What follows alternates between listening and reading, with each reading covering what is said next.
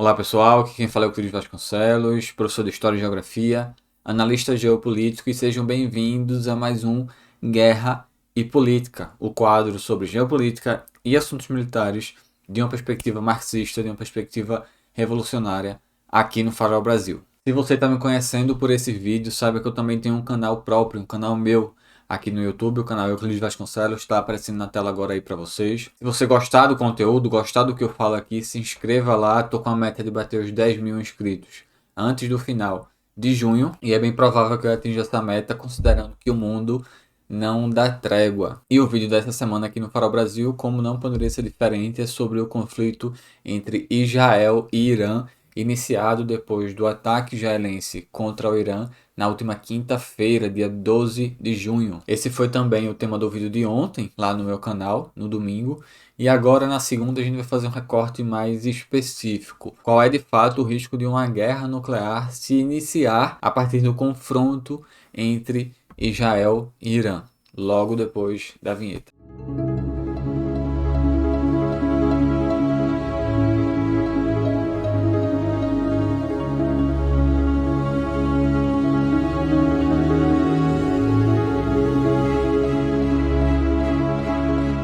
A essa altura do campeonato, é provável que todos vocês já saibam o que está acontecendo no Oriente Médio. Iniciando-se na última quinta-feira, dia 12, com o ataque de Israel contra diversos alvos dentro do território iraniano, ataque esse que foi um sucesso, um primeiro ataque de sucesso, conseguiu assassinar uma considerável quantidade de lideranças militares, tanto do exército iraniano quanto da Guarda Revolucionária iraniana, como conseguiu também assassinar vários cientistas envolvidos no programa nuclear iraniano. Embora no caso das usinas nucleares atingidas, nenhuma delas tenha sido destruída nem atingida no seu centro, nas suas partes mais importantes. Esse primeiro ataque israelense, por algum motivo que a gente ainda não tem a resposta completa, parece ter pego o Irã de surpresa, apesar das constantes e repetidas ameaças por parte de Israel nos dias que antecederam o ataque,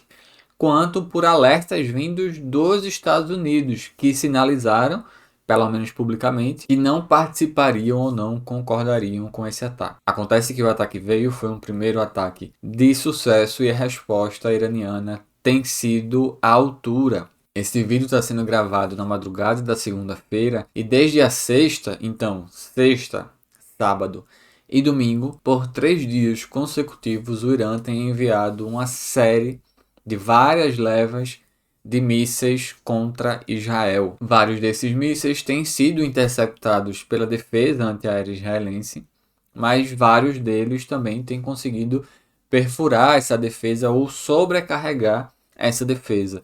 E aqui, pessoal, tem uma noção básica que a gente precisa ter. Sim, a defesa antiaérea israelense é uma das melhores do mundo, mas a gente está vendo na prática que ela pode ser sobrecarregada. Considerando que o Irã é uma das maiores potências do mundo quando o tema são os foguetes, a gente vem observando que a tática iraniana tem sido de enviar várias levas ao mesmo tempo de mísseis e drones, de forma que, graças ao volume, a quantidade desses mísseis, as defesas israelenses não consigam interceptar todos eles. Especialmente impressionantes também têm sido os registros em imagens, em vídeos, dos mísseis hipersônicos iranianos, para os quais a defesa israelense não tem resposta. Tratam-se de mísseis mais tecnológicos, mais precisos, mais rápidos e de maior poder destrutivo e que não são interceptáveis pelas defesas israelenses. As defesas de Israel sequer conseguem identificar esses mísseis no espaço aéreo a tempo de conseguir destruí-los ainda no ar. E aqui tem um ponto importante para a gente pensar. Até agora, o Irã não tem utilizado seus mísseis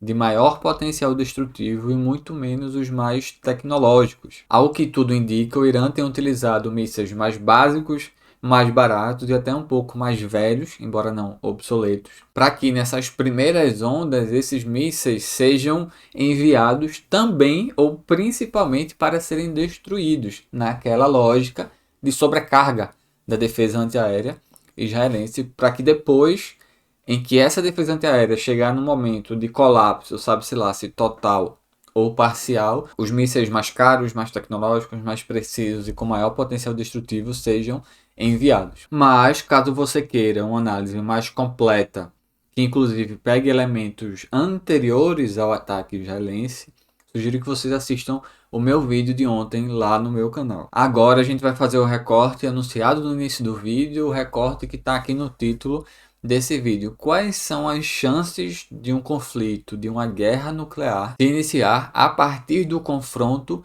entre Irã e Israel? O primeiro ponto a se pensar é que desses dois países apenas Israel possui armamento nuclear. Armamento esse desenvolvido de maneira clandestina, de maneira não superficial e não monitorada pelas agências, mas que Israel não faz questão de esconder. E formalmente o ataque israelense começa a partir do risco, segundo Israel, de que o Irã desenvolvesse ele próprio a bomba atômica. Aqui é importante ressaltar que essa justificativa ou essa iminência de uma bomba atômica iraniana é falada por Israel há décadas.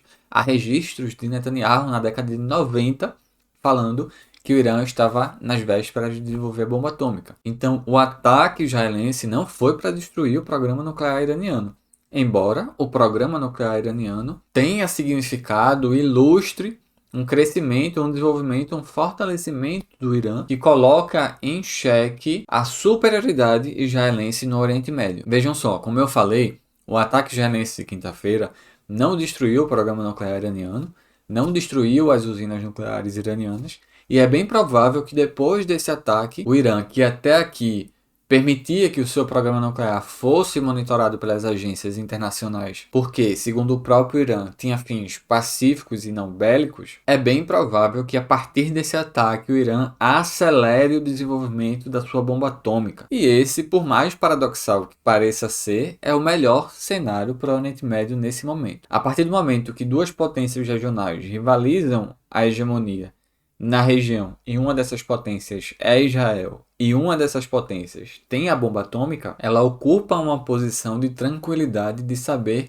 que a sua existência está garantida em absoluto, porque ela tem o recurso ao armamento nuclear. A partir do momento que o Irã desenvolver a sua bomba atômica, e é importante que desenvolva e o Irã tem direito a desenvolver, essa situação de desequilíbrio estratégico chega num momento que a gente pode chamar de paridade estratégica. Ambas as potências regionais terão acesso ao armamento nuclear e, por isso, não entrarão numa guerra existencial, por isso, não correrão risco existencial. Isso, pessoal, em tese. Isso num cenário em que o Irã tivesse conseguido desenvolver a sua bomba atômica sem ter sido atacado e sem que um conflito se iniciasse. Eu sei que pode parecer paradoxal essa ideia de que o armamento nuclear traz uma paridade estratégica, traz um equilíbrio estratégico numa região. Mas para entender isso, eu sugiro que vocês assistam o meu vídeo aqui no Farol Brasil, também no Guerra e Política, falando sobre armamento nuclear e sobre a história desse tipo de armamento, desde o seu desenvolvimento inicial lá atrás pelos Estados Unidos até os dias de hoje. Mas a grande questão é que esse cenário em que o Irã conseguisse desenvolver o seu programa nuclear e conseguisse a bomba nuclear para garantir a estabilidade estratégica. Inclusive, isso é importante a gente pensar. O armamento nuclear ele é um armamento desenvolvido sob uma lógica de não uso, porque a partir do momento que o armamento nuclear é utilizado, corre-se o risco de uma destruição mútua, de uma destruição generalizada, e chega-se então à conclusão de que aquele é o tipo de armamento que se tem para a ameaça, para a dissuasão, para dizer, olha, eu tenho esse tipo de armamento. Se eu for atacado, eu posso destruir você. E essa lógica chega, por mais paradoxal que pareça, a um estágio de conflito não aberto. É mais ou menos o que aconteceu com a Coreia Popular, a Coreia do Norte. Será que ainda resta alguma dúvida de que o motivo para que a Coreia do Norte nunca tenha sido invadida e destruída pelos Estados Unidos é pelo fato de que a Coreia do Norte conseguiu desenvolver armas nucleares? E por mais que o Ocidente, que os grandes jornais, que os governos desse canto do mundo, desse canto do nosso canto aqui, puxando para o lado do Ocidente geográfico, geopolítico, não geográfico, adorem pintar a Coreia do Norte como um país de malucos, pronto para destruir a humanidade. Se perguntem qual foi a ameaça real que a Coreia do Norte fez à humanidade desde o desenvolvimento de armas nucleares ou até antes? Pelo contrário, pessoal, qual foi o único país que até hoje já usou armas nucleares num conflito, especificamente contra cidades, contra milhares de civis? Foram os Estados Unidos. Então, na era nuclear, o armamento nuclear acaba funcionando como uma garantia de que determinado país não será atacado, não será agredido. Mas no caso do confronto entre Israel e Irã, em que só um dos dois países possui esse tipo de armamento, será que há risco de que a partir dali surja um conflito de maiores proporções ou até nuclear? Sim, pessoal, é possível, mas é possível e é importante que a gente olhe para isso com muito cuidado e, mais uma vez, com muita frieza analítica, para primeiro a gente não se desesperar, a gente não se emocionar e achar que uma coisa significa mais do que ela significa, e para a gente não cair no sensacionalismo que abarca, que circunda essa discussão sempre que ela é feita. O primeiro risco que a gente pode colocar aqui é o risco a partir de Israel. Não é absurdo pensar que num cenário, considerando que até agora o Irã não tem dado sinais de que pretende parar a sua resposta, que pretende interromper a sua resposta, não é absurdo pensar que num cenário de agressão a longo prazo, Netanyahu, o alto comando militar israelense, escolha recorrer ao uso de algum artefato nuclear, seja ele de que dimensão for, algum artefato mais localizado ou algum artefato mais generalizado, para atrair os Estados Unidos para o conflito. Essa é a grande chave dessa provocação israelense ao Irã. É tentar atrair os Estados Unidos para uma guerra regional no Oriente Médio que aparentemente, até agora, Trump não está topando. Não que ele não esteja topando porque ele é um pacifista, porque ele é humanista e por aí vai. Porque a questão entre Irã e Estados Unidos já há muito tempo também é uma questão de quando e não se. Mas ao que tudo indica, nesse momento, ou pelo menos até agora, Trump está reticente a entrar nessa aventura de Netanyahu por questões que dizem respeito aos próprios Estados Unidos e também questões econômicas, questões envolvendo interesses estadunidenses na região. Então é muito mais uma questão de que até agora os Estados Unidos parecem dar sinais que não entrarão ou não toparão essa aventura em absoluto por seus próprios interesses. Agora, claro, tem um parêntese importante aqui. Israel tem condições, em algum grau, de pautar os Estados Unidos. Então, mesmo que contra a vontade imediata, os Estados Unidos e Trump podem ser sim arrastados ou impelidos a intervir de maneira mais ativa nesse conflito, a depender do que acontecer. Vocês entendem? São muitas variáveis envolvidas e é impossível prevê-las em absoluto. Por isso que enquanto eu falo com vocês aqui, eu estou dizendo, olha, até agora isso está acontecendo. Ou ao que tudo indica, isso está acontecendo. Porque a gente está trabalhando com informações parciais com o que vem a público e o que vem acontecendo. Então não é absurdo pensar que Netanyahu e Israel consigam sim arrastar os Estados Unidos contra a sua vontade no momento, não porque os Estados Unidos são contra a guerra ou são a favor do Irã, mas aparentemente no momento eles não querem isso. Mas é possível que eles sejam sim levados a alguma interferência maior. Uma das coisas que pode provocar isso, e essa opção com certeza está sempre na mesa, é a questão nuclear. E aqui tem um segundo ponto, um terceiro ponto, já perdi as contas de quantos pontos a gente abarcou até aqui, que é a questão do Paquistão. Não sei se todos vocês chegaram a ver essa notícia, mas o Paquistão declarou apoio ao Irã contra Israel, e não só declarou apoio, como chegou a verbalizar que, considerando que é um conflito em que só um dos lados tem a bomba atômica, o Paquistão declarou que se Israel conduzisse um ataque nuclear contra o Irã, o Paquistão conduziria um ataque nuclear a Israel. E o Paquistão é sim uma potência atômica, tem armamento nuclear. E aqui a gente precisa pensar primeiro numa coisa. Essa declaração, embora não seja nem um pouco pequena, não seja nem um pouco irrelevante e seja bem importante para o Irã, ainda é uma declaração. Uma declaração forte, aparentemente, que se compromete ao lado do Irã, mas vamos ver se esse apoio militar vai se converter em um apoio de fato, seja em apoio logístico, seja em apoio tecnológico, de inteligência ou qualquer coisa nesse sentido, ou vai funcionar como uma espécie de retaguarda iraniana. O Paquistão faz essa declaração e fica lá na dele esperando o desenvolvimento do conflito. A grande questão é que um suposto envolvimento do Paquistão poderia implicar quase que automaticamente também um suposto envolvimento da Índia. Índia e Paquistão têm uma rivalidade ali de décadas. A questão da Caxemira é uma questão latente ali entre Paquistão e Índia. Há pouco tempo atrás esse tema voltou às manchetes. E da mesma forma que o Paquistão é um aliado importante do Irã, a Índia é um aliado cada vez mais próximo de Israel. Existe um intenso intercâmbio tecnológico, militar entre ambos os países e Índia e Israel cada vez mais também se assemelham ideologicamente. Ambos hoje são governados por partidos e indivíduos de extrema direita que seguem uma lógica de supremacia racial diante dos outros e que, para além da parceria entre ambos, possuem também inimigos parceiros entre si. Então sabe-se lá se o envolvimento do Paquistão significaria ou não o envolvimento da Índia, mas isso é algo para a gente ter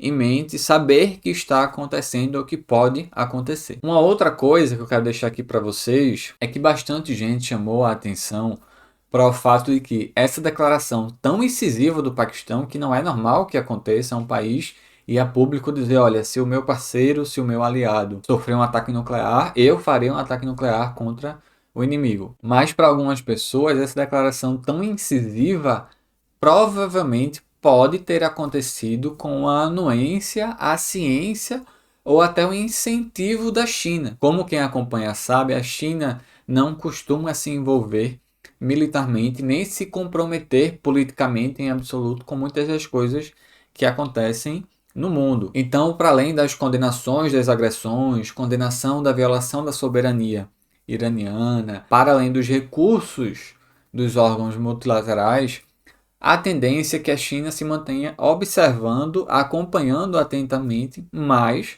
sem um comprometimento direto. E com direto eu quero falar militar mesmo. Então, uma forma de, preocupada com o que acontece naquela região, que é uma região estratégica para o mundo inteiro, inclusive para a China, inclusive para sua nova Rota da Seda, é possível que a China, segundo algumas pessoas, tenha, pelos bastidores, incentivado o Paquistão a fazer uma declaração mais incisiva, já que ela própria não o faria. Lembrando que Paquistão e China são aliados importantes e nos recentes episódios de conflito entre Paquistão e Índia, os caças chineses vendidos ao Paquistão surpreenderam todo mundo quando entraram em atuação pela primeira vez em um conflito. Então a gente começa a ver aqui que o Oriente Médio é uma região em que muitas coisas estão entrelaçadas e muitas vezes uma coisa vai levando a outra. Por isso que eu digo para vocês que é importante a gente acompanhar com atenção.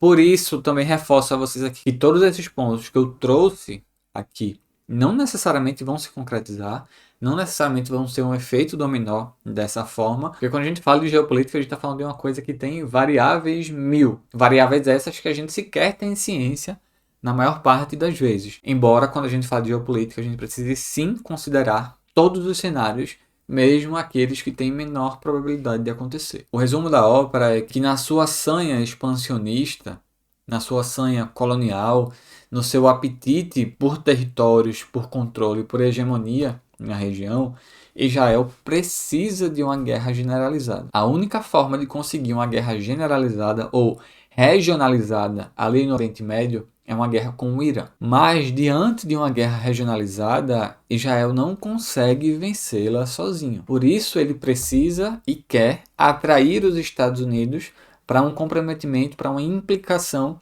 direta no conflito. Implicação essa que até agora os Estados Unidos parecem não estar dispostos a se comprometer em absoluto, mas não sabe por quanto tempo os desejos e os planos próprios dos Estados Unidos poderão ser bancados, poderão continuar sendo afirmados. Como eu falei, existe o risco, que não é pequeno, de Israel conseguir pautar a ação dos Estados Unidos, inclusive por dois motivos principais. O primeiro é que Israel é um enclave imperialista no Oriente Médio. Então, se em algum momento Israel entrar em risco existencial, os Estados Unidos entrarão em apoio porque eles não vão correr o risco de perder aquele enclave ali, aquela base. Israel é uma grande base militar do imperialismo no Oriente Médio. Mas o segundo aspecto é que cada vez mais é Israel que tem conseguido pautar a política interna e externa dos Estados Unidos. O lobby israelense, o controle, a influência israelense na política americana não é nem um pouco pequena. Então, para além de se vender como um aliado útil dos Estados Unidos no Oriente Médio e que por isso precisa ser protegido, cada vez mais Israel se coloca numa posição de força e de influência sobre os Estados Unidos, uma espécie de inversão daquela lógica de que o imperialismo estadunidense controla Israel. Cada vez mais é uma via de mão dupla, uma relação muito imbricada, em que uma coisa é ao mesmo tempo a outra, e a outra, no caso Israel, consegue pautar o grande irmão. É isso, pessoal. Espero que tenham gostado. Caso se interesse, caso queiram ver mais, assistam meu último vídeo que saiu ontem, no domingo, lá no meu canal. Se inscrevam também no meu canal, se inscrevam aqui no Farol Brasil, comentem, compartilhem, curtam isso aqui para isso chegar em mais gente. Um abraço.